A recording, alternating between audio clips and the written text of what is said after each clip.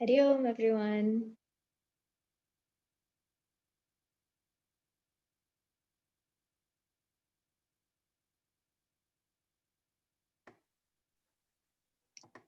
Ramachandraji uncle, are we okay to start? Yeah, we can good. We are good, Jyoti. Hari Om, everyone. We'll start with prayer. Om.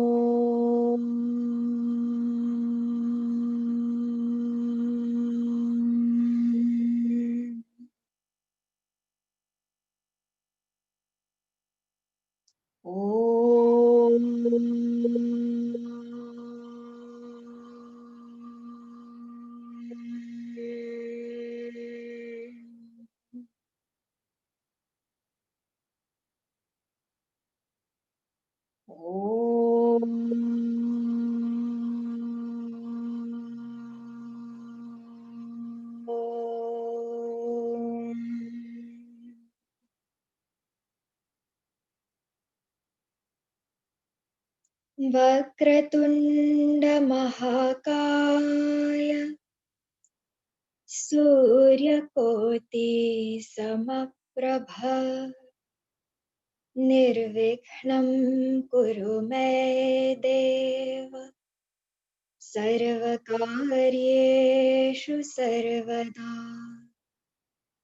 Saraswati नमस्तुभ्यं वरदे कामरूपिणी विद्यारम्भं करिष्यामि सिद्धिर्भवतु मे सदा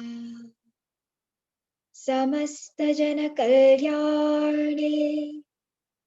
निरतं करुणामयं नमामि चिन्मयं देवं सद्गुरुं ब्रह्मविद्वरम् ॐ सहना भवतु सहनौ भुनक्तु सह वीर्यं करवावहै तेजस्विनावधीतमस्तु मा विद्विषावहै ॐ शान्ति शान्ति शान्तिः. So Hari Om, everyone. Nice to see you all back.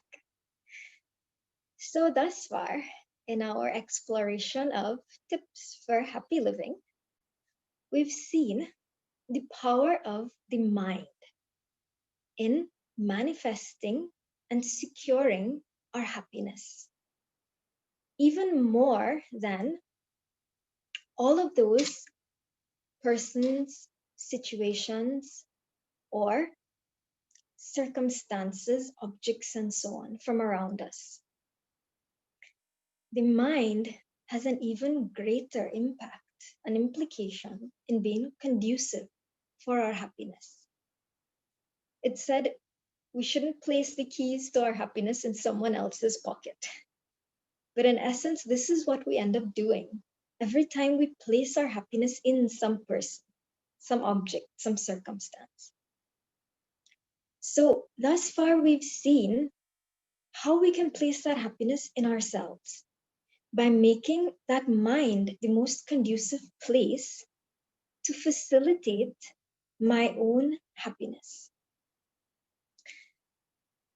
From what we've seen so far, we have seen that mind, even though it is the source of where my happiness can spring from, that mind somehow goes out searching everywhere else. It's always distracted, always in a place that may be conducive or non-conducive.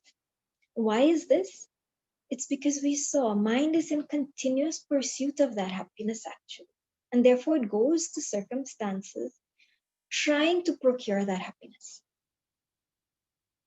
And so we realize that the main way that we can bring this happiness to ourselves is by giving that mind itself the foundation to be happiness itself, giving it the tools to extract that happiness and keep it within ourselves.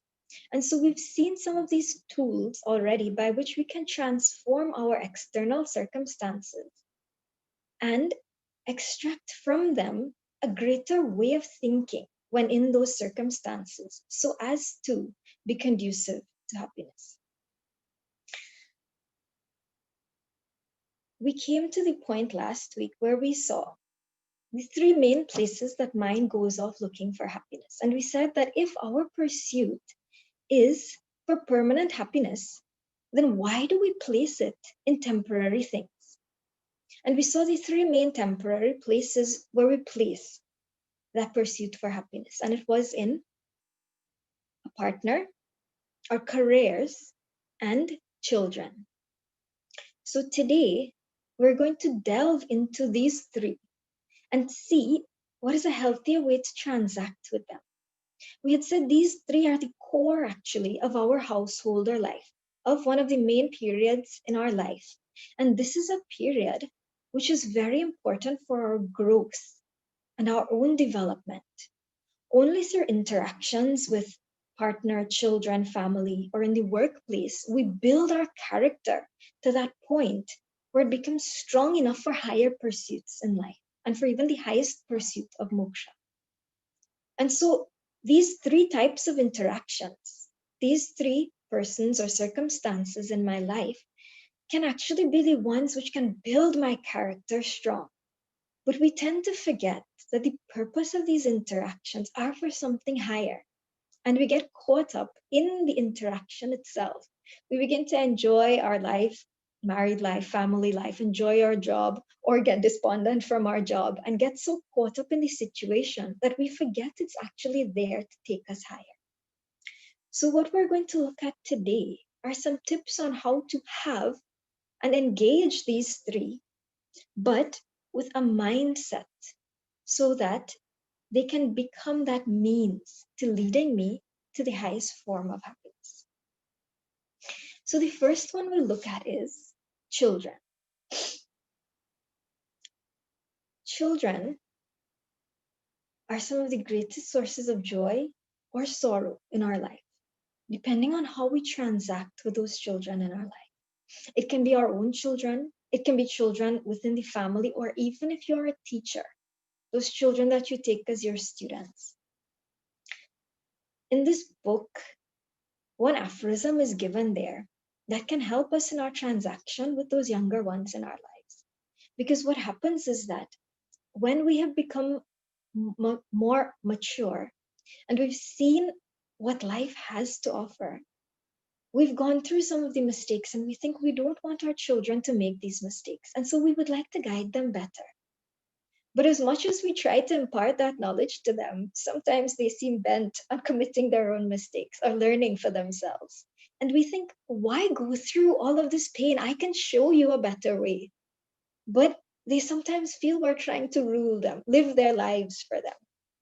And in this sutra itself, it says, Tatra anyasya anyena jivanam jivitum na shakyate. What does this mean? Tatra, there, in this circumstance, anyasya, of another, anyena, by another, jivanam, that life, jivitam na shakyate, living for it is not possible. Essentially, what the shloka says is, we cannot live their lives for them. Now, many of us may say we don't want to live our children's lives for them, but we would like to guide them so that they don't have to suffer through some of the things that we did. But in essence, they are going to interpret this as though we're trying to live their lives for them. So what Guruji shows us through some of these aphorisms is a beautiful way in which we can still offer that guidance. But we get the trick, which most parents are asking for, how to get my children to listen to me. So Guruji gives some nice advice on this in this chapter. Now, the heart of a parent is really a beautiful thing. Some may say, Jyotiji, you're not a parent. How could you possibly know? And I remembered watching one interview with Mukhya Swamiji where someone asked the same thing. And I'll give the answer Swamiji gave, which was really beautiful. Mukhya Swamiji said, yes, I may not have a spouse, may not have a direct family right now. But where did I grow up? I grew up in a family only. I saw the interactions between my parents, between spouse and spouse. I saw the interaction of the children, the effect they had on parents, the effect parents had on children. I grew up in a community where I saw all of these things. I didn't grow up on the street somewhere. I was in a family. So I know how family works. And not all of us have to enter into something in order to know it. Some of the wise ones, like Mukhya Swamiji, Guruji, they can learn from the mistakes or the triumphs of others. They can extract from the life of others and implement it into their own lives. We don't have to commit all of the mistakes ourselves in order to learn. We don't have to be in all of the circumstances in order to gain the knowledge from them. Wise ones can learn from others, actually. And so, while I may not have family and so on, from being in these circumstances, we can learn and we can share. So we learn, and what I have learned also from life, from observation, you can see, it said no one can truly know the heart of a mother. And when you see the love that parents have, there is nothing more pure, unadulterated, immeasurable love that you will ever experience than when you see the love of a mother and father for their newborn baby. When you see them look at that child, with those bright, shining, trusting eyes, so innocent, so pure, so helpless. You sacrifice everything for them. How can you stand to see them suffer later on? And that's why it becomes hard when someone says you cannot live their life for them. But what do I do? Do I let them suffer? So Puja Gurudev gives nice advice on this, where he says, you do your best and leave the rest. What does this mean? It means, yes, you do as much as you can. You set a strong foundation for them. You use Viveka, and intelligently, through your Viveka, your discriminatory wisdom, know how to guide. But at some point, we also have to know when to let go and let them fly. We may say, I did my best and then I left the rest and look what happened.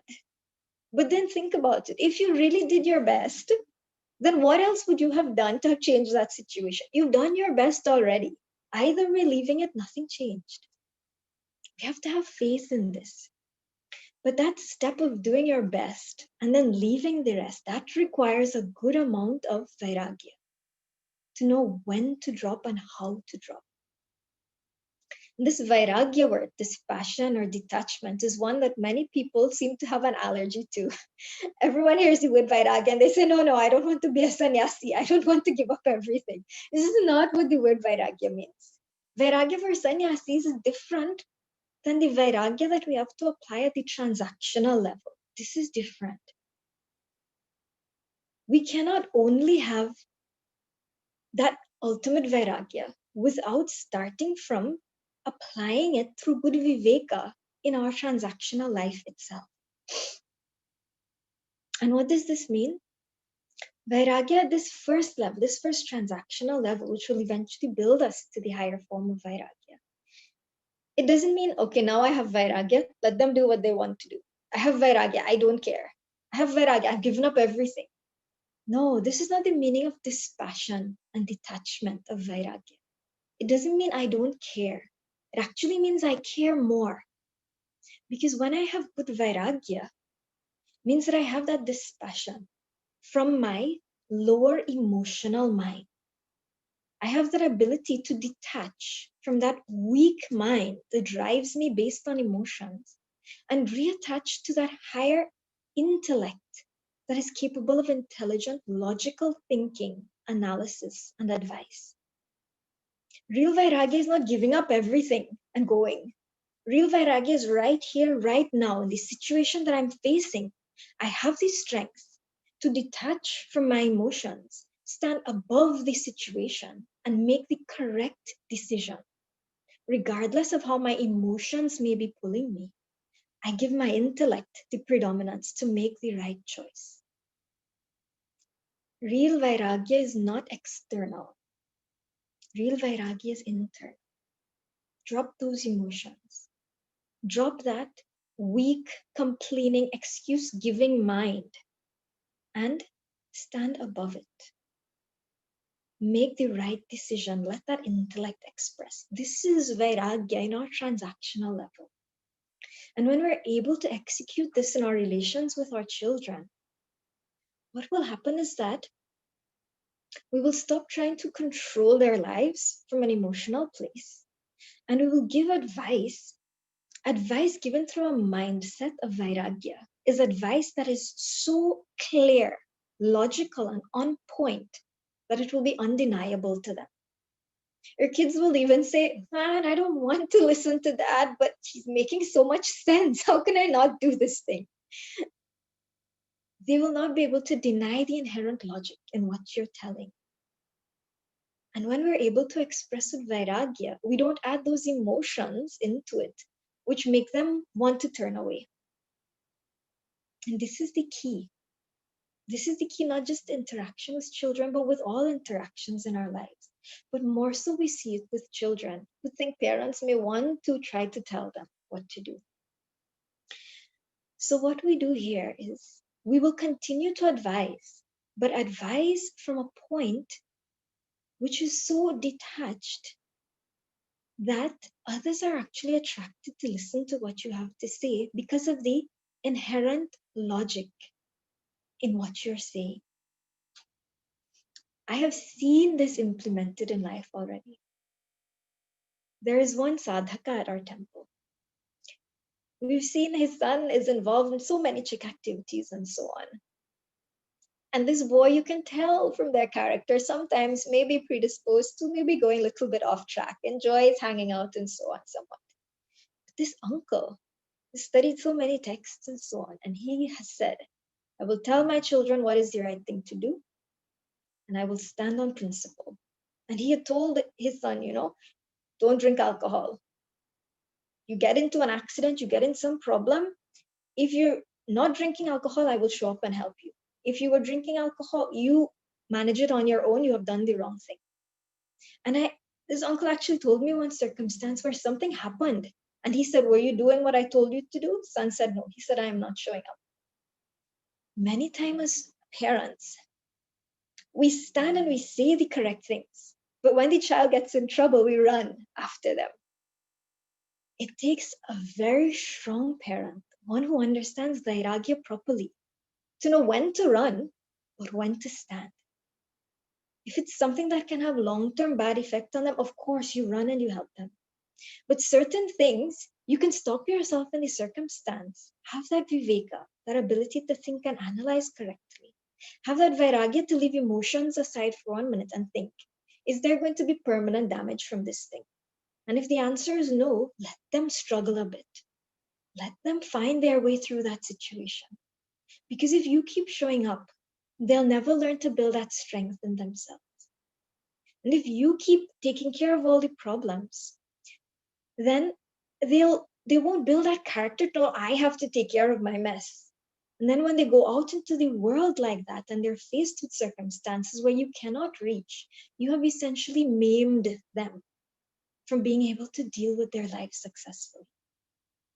I saw how this uncle dealt with his son, and I saw the respect that that son gained for his uncle. Now, any advice his father gives, he takes. One who you can see mind is a little bit may go off in one direction, but the respect that he has is my father always advises well. And he makes me clean up my own mess, and I have built a strength in my character for that. Your children will love and respect you for this.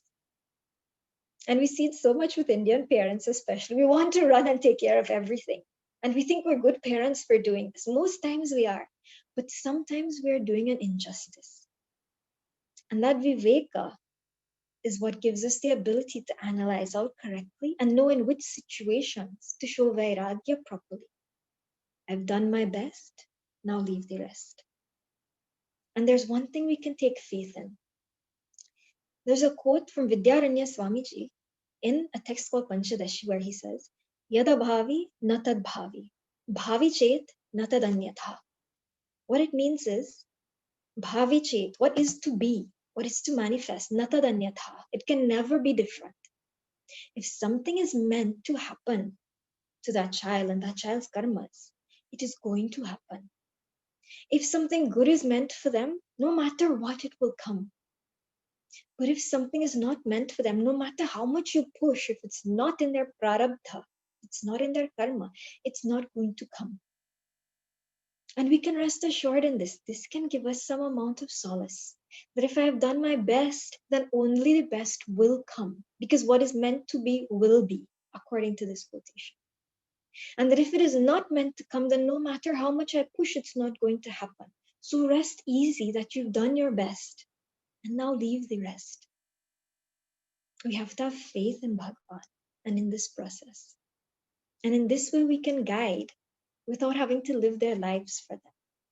What happens when we can advise them this way nicely using Vairagya is that we do not have to live their lives for them, but they will end up living their lives in accordance to how you advise, voluntarily, because that advice was given from a higher level, where I could have detached, had Vairagya from my emotional mind and attached to my intellectual mind and given them advice that was undeniable. This may not work 100% every single time, but the point is that it's the approach that is most likely to give maximal success and much better than the random approach that we would have been using before. So this is one piece of advice that we can use in our transaction with our children. Now we move on to the next. We said there were 3 areas which we tend to place most of our happiness in. One is children. So we've seen one method by which we can have healthier interactions with our children. And this one tends to be one of the main points as children grow in age. Why don't they listen? So one technique is here. Second, major one, spouse, your partner. How can we improve the dynamic for a happier life with our partner? And it comes down to one thing. Remember why you married them. Means not all of the hoo-ha and emotions and all of these dreams we have, those are nice. But the purpose of marriage, any of us who got married in true dharma, is to have what we call dharam patni in Trinidad, a spouse who can live in dharma with us. The purpose of marital life is to actually take us through a life of dharma to the highest attainment. We have 4 purusharthas in life, 4 goals of human life. Dharma, artha, kama, moksha. And our kama and artha, our desires and our wealth and our possessions, are supposed to be in line with dharma, true righteous conduct. And this dharma, in accruing artha and kama, wealth and desires, fulfilling desires and so on, all of this is supposed to be done so dharmically that it should lead us to moksha, the final one. This is actually the true purpose of marriage. We go through all of these challenges and trials together in order to build our character so that we have the strength for the final pursuit. But we get so tied up in the marriage itself that we forget where we're heading to. And when we can reset our mind and bring back this thought every time challenges come, then we will face that challenge with a different strength. That this challenge is not just for the purpose of the challenge itself and getting through it, but if I can get through this well, I can transcend to a higher level. And when I think of moksha as the purpose, then I remember I can not only transact well with the situation for myself, but I can help my partner grow with me through the situation so that we can both climb that spiritual ladder together. This is the purpose of happy and healthy marital life. I'll explain this through one story, one example that we've seen in history. Most of us know the story of Sant Tulsidas ji. Tulsidas ji who wrote Sri Ramacharitamanasa. Ramacharitamanasa is known throughout the world. Everyone sings Ramayana. Everyone loves Ramayana. And everyone knows the love of Tulsidas ji. Unsurpassed love. That's why Ramayana is called Bhakti Grantha. But it is said, so those of you who are in Upanishad Ganga class would have seen this episode a couple of weeks ago. For those who were not there, I'll give the story in brief. It's said that Tulsidas ji, when he was married, he had great love for his wife, great attachment to her. Not only higher spiritual love, but worldly love also. Very attached to her he was. And it's said that there was one episode in which his wife's brother came one day, Raksha Bandhan. He came to tie Rakhi. And so he said, sister, you've tied Rakhi. You've always been such a good sister. Come, I'm taking you away today. We're going home to our parents' house. There's big celebration. Just for one day, you come with me. We'll celebrate. You come back tomorrow. And she tried all different ways to say, no, Tulsidas is not here. I cannot go. He convinced her. She had no choice. And so she called her Didi from next door and said, Didi, when Tulsi comes home from work, he had gone off to sing Ramayana. He said, please tell her I've just gone to my parents' house. I'll be back tomorrow. Everything is fine. I tried all ways to avoid it, but my brother took me away. And so she went. When Tulsidas ji returned and got this message, he said, okay, one day I can live without, it's okay. That night he tossed and turned, he couldn't sleep at all, missing. His attachment was so strong. This is lower emotional attachment. He said, I can't take this anymore. I'm going to find her. One night he couldn't stay away.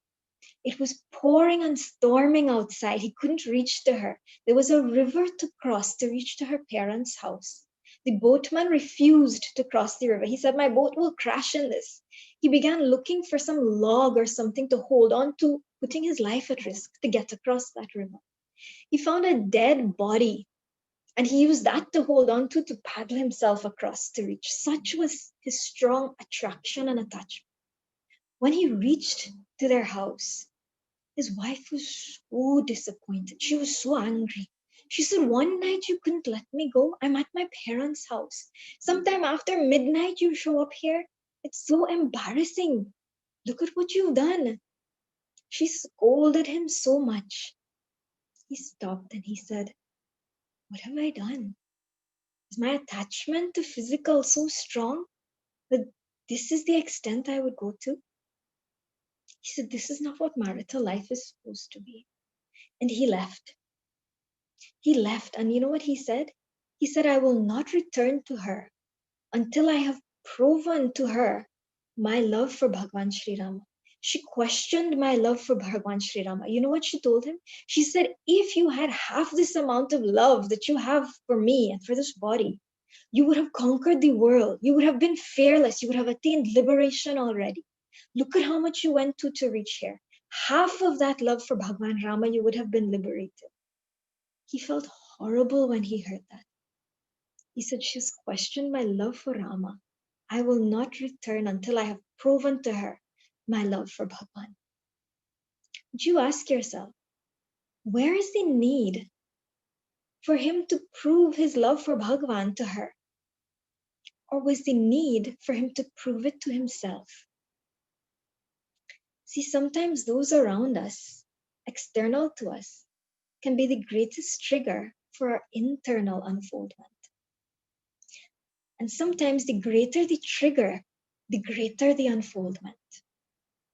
All of you who have a partner will attest to the fact that there is no trigger in your life that is stronger than your partner.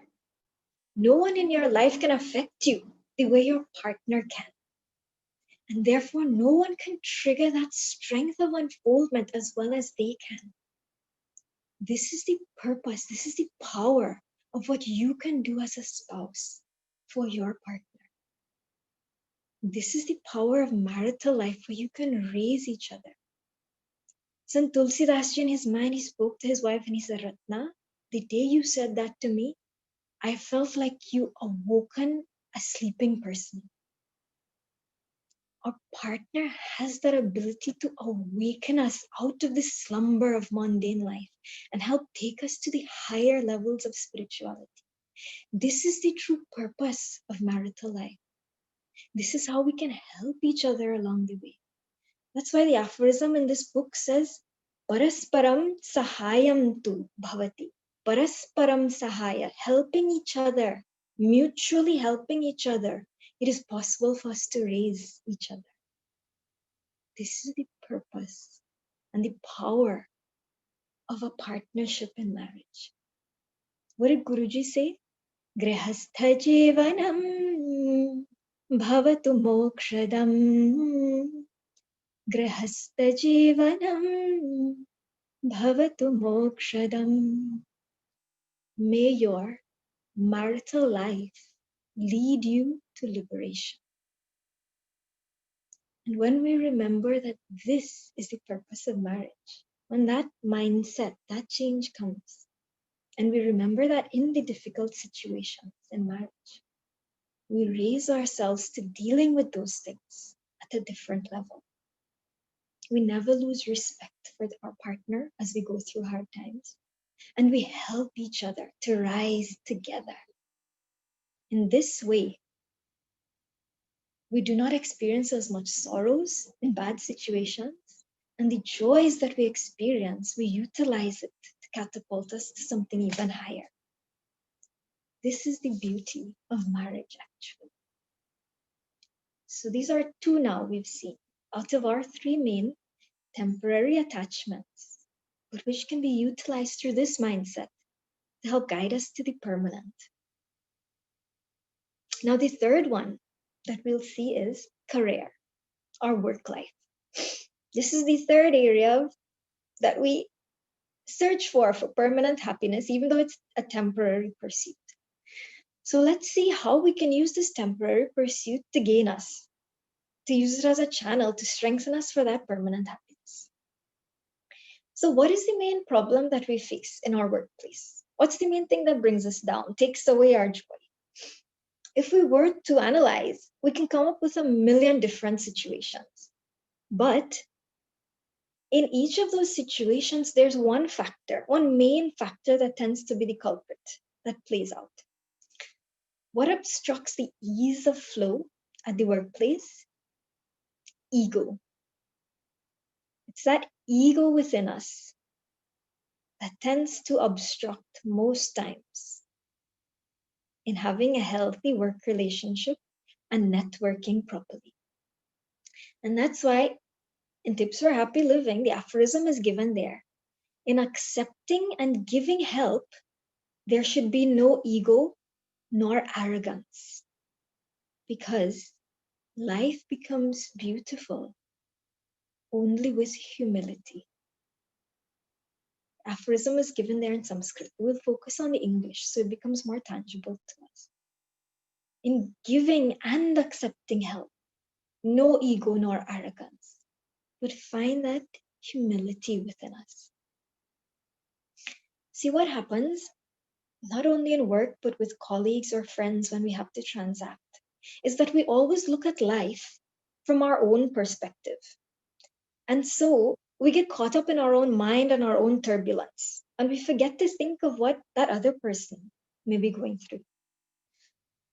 What do the Mahatmas do? How is it that Puja Gurudev and Guruji, they can, Mukhya Swamiji, could run entire organizations and not have that ego factor play in so strongly? How could they deal so well at such an international level? Let's learn from them.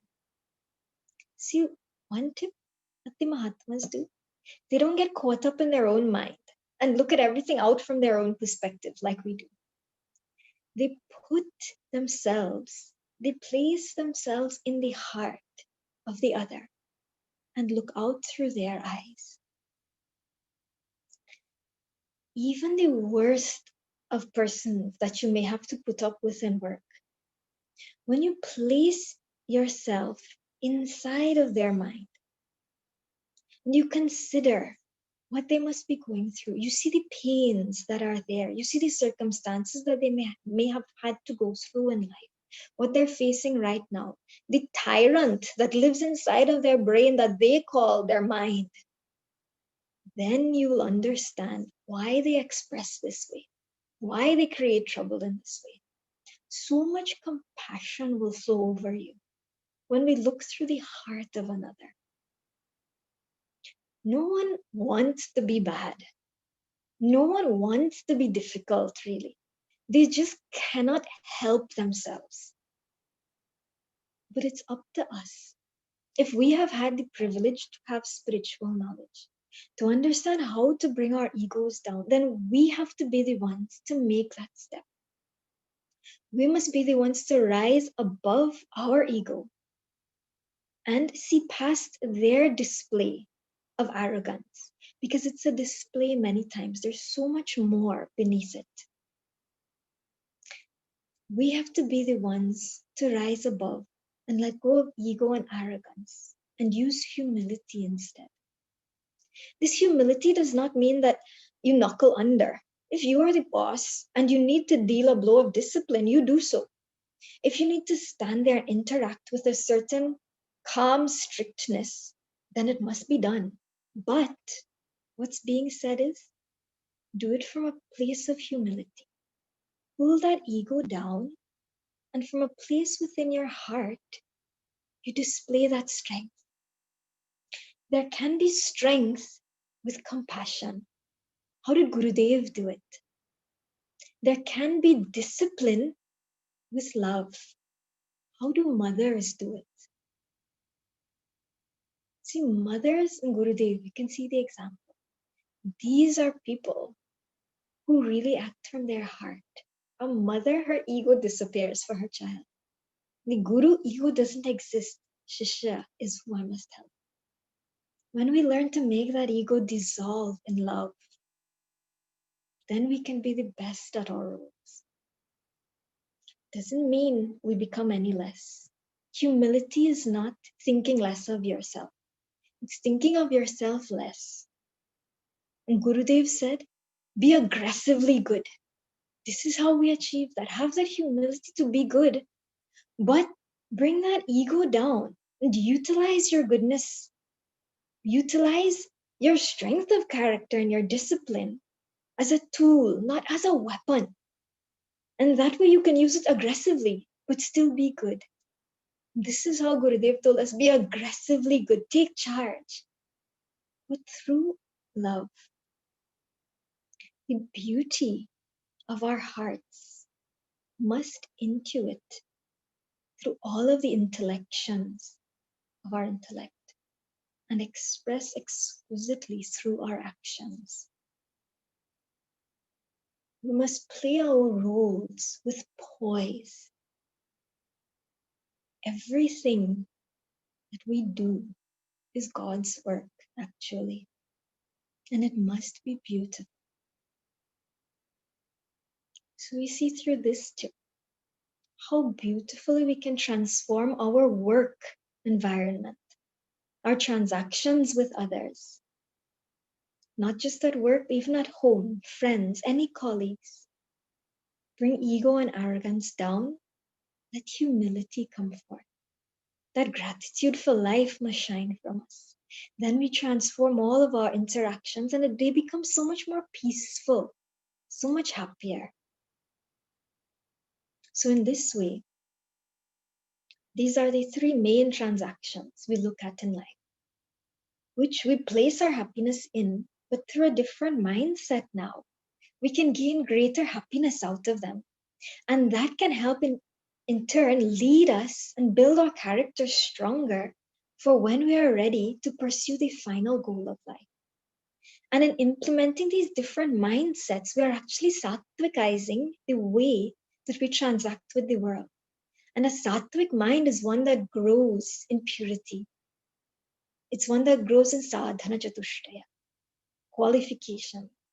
And that mind will naturally become a fertile ground on which to plant the higher knowledge, spirituality, and from which it will blossom from beautifully when it is that fertile. By implementing these mindsets, we can master our life in this way and set our foundation for the pursuit of the highest happiness. So in this way, this first chapter is completed. And Puja Guruji says in the last aphorism here that having seen and accepted the different roles and responsibilities entrusted to us in life, that we should with all effort and careful execution make life into an exquisite success. All of the tools are here for us. So with this, we conclude the first chapter of this text. The second chapter we'll go into shortly. There's only 5 minutes left in class. We can probably pause here and let me see if there's any questions. We can take those questions to wrap up this topic. And if there's no questions, then we can go on. For a little bit, I can give introduction into the next chapter. Yes, Hayom Jyoti ji, we have one question. I don't know if this got answered for the person, but the question reads, in my interactions, I find that it is difficult to connect with others and communicate without an emotional connection. People find it hard to listen or relate to a message or advice without that connection. How do you connect with people yet be dispassionate? Uncle, sorry, I think my volume was quite low there. I just sent it up. You may have to Okay, repeat the question, sorry. not a problem. Not a problem. This person is asking, in my interactions, I find that it is difficult to connect with others and communicate without an emotional connection. People find it hard to listen or relate to a message or advice without that connection. How do you connect with people yet be dispassionate? Very nice question. Connection is very important. But scripture tells us that we are inevitably connected to everyone and everything in this universe. Bhagavan says, Sutre Mani Ganaiva. We are all gems on that one sutra, that one necklace. We're all connected by that string of Paramatma, Bhagavan. The ability to connect with someone who you don't know at all, you have no connection with, lies in your ability to connect with yourself. Someone who spends enough time in meditation, spends enough time with themselves, and they're able to connect to their heart. They understand that that same heart in me is the same heart in every single person around me. And anyone who's asking a question, genuinely wanting my advice or my answer, or for me to help them, because I'm assuming this question, they said it's hard to connect and give advice to someone that they don't know, right? So you're talking about a circumstance where someone is asking you for help. You understand your heart when you ask for help, the genuineness of it. And that anyone else who is asking me for this must have this type of heart. You answer them as though you're answering yourself. That Paramatma, that Bhagwan in them is the same Bhagwan in me. And I can connect with myself in this way. I'm actually speaking. In speaking to everyone, I'm speaking to myself. This is how our gurus guided us. They said, when you do discourse, you do pravachan, you're not doing it to help anyone else, to help uplift anyone. You're no one's guru. You're helping them along the way. You're so great. None of this. You are giving discourse so that you can do mananam. You can churn this knowledge. And in churning it, you can learn to understand it in a different way and raise yourself. If every time I answer a question, I answer it from a way that I am trying to really get into this knowledge, churn it, and find some essence out of it which can uplift me also. And in the process, someone else will get uplifted too. Then once I can connect with me properly, I can express it with that kind of strength, purity, beauty. And they will feel that genuineness from me. They will connect easily. So this is one way. We don't need to have a known connection with someone to be able to help them. Have that connection with Bhagwan. Have that connection with yourself and let genuineness flow. See, what was the last point we saw here? Ego and arrogance should never play a role. Humility is how life becomes beautiful. So when we find that humility in ourselves, that gratitude for this whole world around us and what has been given to us, anything that expresses out of us will come out with that bhava. And that will provide the connection. I hope this answers the question or helps a little. Go in. No need to go out. Vairagya is internal, not external. So in this way. Thank you, Jyoti ji. That was nice. I have another question. This lady is asking, I understand we have to run sometimes and stand back and watch when our kids are making mistakes. Yeah, But Ramchandji, sorry to interrupt you. That question is still not complete. So let's wait. Let's wait for her to complete that question. I think okay, the last sentence is not completed. I had a follow. I'm sorry, go ahead. go ahead, go ahead. Yeah, I had a follow-up question on the first one. I think you explained very beautifully about the connection piece, but the last section of that previous question was, how do you connect with people yet be dispassionate? So how does passion and dispassionate come into being with connection? And do we need to be dispassionate in order when we connect to people? So can you kind of elaborate on that piece? Sure. So the ability to connect and remain dispassionate. When we look at when a situation comes to us, someone is trying to get our advice on something, it means it's a situation that is causing some turbulence in them. Otherwise, they would not be seeking advice. If they could solve it themselves, they would not come to you. So it means it's something that disturbs them enough that they cannot find the solution for themselves. And even expressing this thing, that other person, there will be a natural turbulence. Vairagya can play a role here. There's many aspects of Vairagya in this. So this is one of the ways.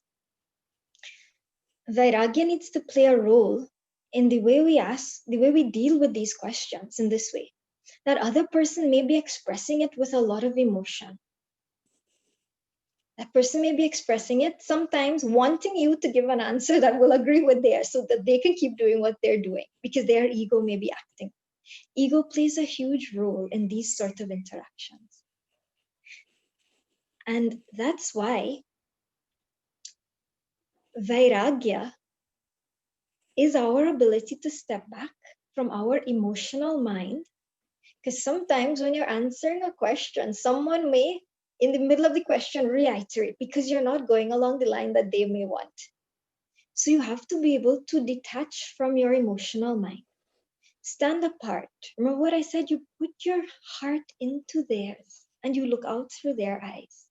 You will learn a different compassion with what they must be experiencing. You will not become affronted by the way they express. This is one key thing that Vairagya helps us with.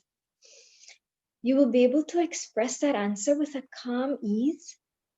Certain situations may also hit home when the question is asked. Vairagya allows you to put that emotion aside and answer in a way that is the right way. Vairagya also will allow us to keep our equipoise. And the beautiful thing about Vairagya, like they say, Vairagya doesn't mean I don't care. It means I care more. So a lot of times we'll realize that in dealing with someone else, if we have Vairagya, only then can we deal with a strong ego and help pacify that ego properly. Only when we can look past our own ego, then we can dissolve ourselves in the other person's ego. Sometimes you may even need to compliment someone who's doing the wrong thing to show them what's the right way to do it now. You've done this much well, now try this way. All of these different techniques we will not be able to employ unless we can bring our ego down and have Vairagya from it. So this is where Vairagya plays a key role in the intricate technicalities of getting through that discussion or that advice. One is in helping someone with a high ego, the other is in bringing down my own ego. So all of these different ways, these different techniques, they come to me more naturally and more easily if my intellect is working well and my intellect is flowing. And that intellect will only flow with clarity like that if I can stand above the situation. And this is the ability that Vairagya gives us. Stand above the situation and have dispassion towards the emotional mind, which will pull you back down. So I don't know if this answers the question further. Uncle, can you read the question one more time so I can make sure that last part? Murliji, you have that question? Yeah. So the question reads, I'll just read the last two sentences. Last part, yeah. Yeah. People find it hard to listen or relate to a message or advice without that connection. How do you connect with people yet be dispassionate? So that's how you connect, through being dispassionate, actually. Because only when you're dispassionate, you can let your mind rise above whatever situations or shortcomings are there and express clearly. And that clarity, people will connect with regardless. Once you give good advice, people will want to follow it. So that connection comes naturally once the advice being given is at a certain level. That level is only maintained when you speak intelligently and fluently. That intelligence and fluency, clarity, comes only in a mind that is even. The mind can only stay even when it can detach from its emotions and have vairagya from the lower mind. So in this way, just to sum it back up. Was there That was another really question? nice. Disconnect and connect. That was pretty good. Yeah. Okay, I have a Harsha Reddy asking this question. She says, I understand we have to run sometimes and stand back and watch when our kids are making mistakes. But how to realize when to run and how far to run? So this is where viveka is what gives vairagya. That discriminatory wisdom, that capacity within ourselves. Every single situation in life is going to be different. Unless we have good viveka, a good discriminatory intellect, we won't know how far to go or when to stop. People used to always say, I have to live by my conscience. I remembered our Acharyaji saying this. Someone tells me, I live by my conscience. I always do what my conscience says. He said, have you trained your conscience to know what is the right thing to do? We have to educate ourselves first. Then we'll know. And Dharma Shastra, our scriptures are where all the answers are actually. You can attend, camps and so on, good parenting, blah, blah, blah. But where does all of this advice actually arise from? We have two types of scriptures, Dharma Shastra and Adhyatma Shastra. Adhyatma Shastra teaches us the knowledge of Brahman, the highest knowledge. Dharma Shastra teaches us how to live a good, righteous life. Places like Ramayana, Bhagavatam, Bhagavad Gita, we can use these to teach us how to live a life in Dharma. But unless we've studied, we won't know what the answers are. So the only way we know, actually, attend classes, study texts, and little by little this knowledge will build. It doesn't mean that scripture will give us the answer to every single detailed question, but what it does is, as we study scripture, and we're forced to study, take notes, mull over, ask questions, do mananam, reflect, churn, the mind itself is developing. That mind muscle is getting stronger as we're studying. And as we're studying this type of material, as opposed to secular knowledge, spiritual knowledge develops different kind of muscle in our head. Secular knowledge is basically based on a lot of memorization and regurgitation. This is what science has discovered. This is how it works. You have to memorize it this way and then you apply it.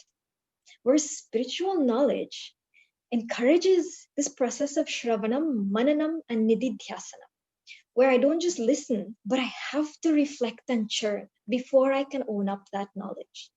What happens is this second step, mananam, of reflecting and churning, builds that ability within me to reflect, take apart situations, analyze, logicize, and make good decisions.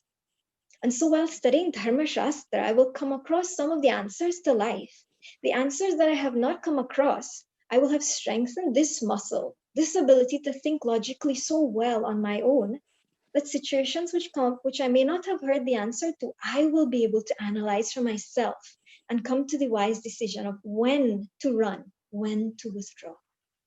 And that's when that churning, that mananam goes to nididhyasana, where I have owned up that knowledge, and it reflects through me, it expresses out of me. It will come through you itself. But this process needs to happen. This is how you can end up guiding yourself. But you have to train that conscience first through this process. It starts with Shravanam. So I hope this answers that question. We have So, 5 minutes and one more question, Jyoti ji. sure. Mansi ji is asking, which is a problem with all of us, or the challenge that we all of us face. What she says is, in case of interaction with kids, a fear factor is also into play, especially when kids are exposed to things I wasn't exposed to as a kid Hmm. because I was an immigrant. So the fear of my child suffering over things I have no clue about makes me super controlling. How to detach from this? Hmm. So, in this aspect, we have to consider within Grihastha Ashrama, you're going to have your kids at different ages. We have to know how to transact at each different age. When your children are small, you have to protect them, full stop. There was one nice phrase, I can't remember it now, about how you transact with children at each different age group. In the beginning, you have to be their protector. But as you go later on, you become more of their friend and guide. So it has to start at one level of absolute protection, actually. A little baby cannot do anything on their own. There's no know how much to do and then let go at that stage. But as the child grows older and older, that wisdom will have to develop within us. But the general, when children are small, you'll have to protect. You'll have to do everything that you can do. That wisdom, that viveka and vairagya will act when they reach more into teenage to adolescent years. That's the age group where that will have to apply. Because that's when they are developing their own their own conscience, and their own way of dealing with life. So that's where these bits of advice will factor in. Fear is something that is going to be there in life. Beings, jivas, are rajoguna pradhana, means that our predominant guna is rajas. Fear is one of those major manifestations of rajas. It's going to come up. The only way to conquer that rajas of fear is through sattva. We have to read, we have to learn, we have to educate ourselves, and we have to build that sattvic strength within ourselves so that we can guide our own selves. There's no easy answer to that one question. That is where, like we said, that 3-step process will have to play its role, where you begin to churn and you begin to be able to guide yourself.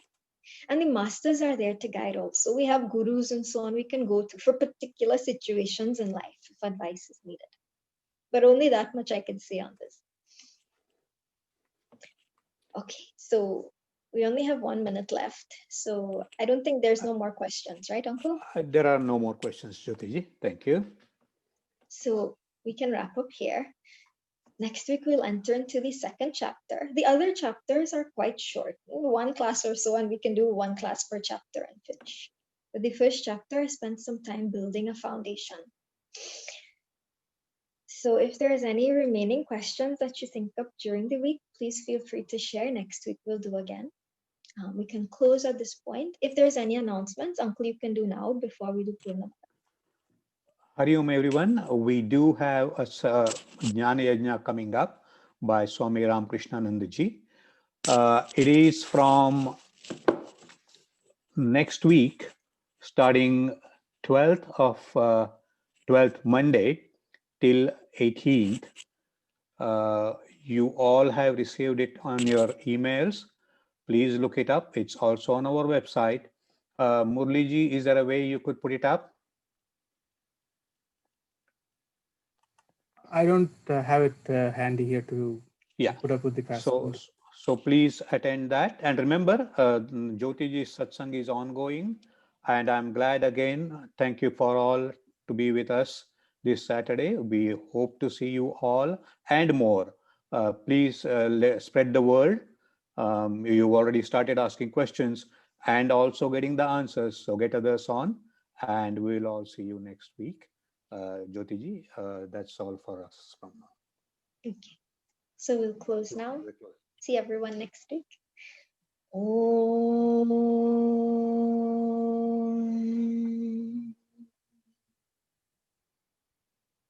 Purnamadav Purnamidam Purnat Purnamudachyate Purnasya Purnamadaya Purnamevavashishyate Om Shanti Shanti Shanti Harihi Om Shri Gurubhyo Namaha Harihi Om.